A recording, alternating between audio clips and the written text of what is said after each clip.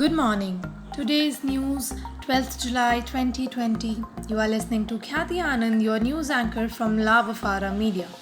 Here we bring you latest news from around the world.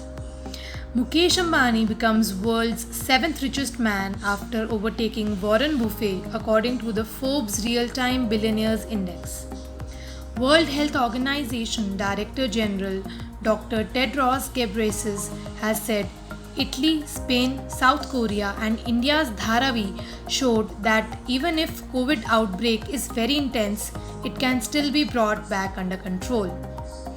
Asia's largest 750 megawatt solar power project inaugurated in Madhya Pradesh's Rewa on Friday has been developed over an area of 1500 hectares. This project is expected to reduce emission equivalent to around 15 lakh tons of carbon dioxide annually.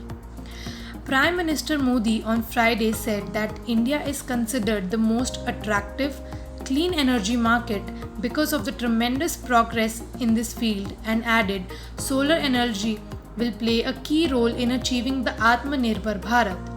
He called solar energy pure, sure and secure.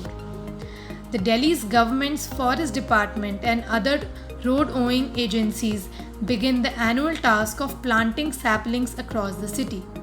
This year, the agencies are struggling to meet the targets because of a major shortage of workforce and funds.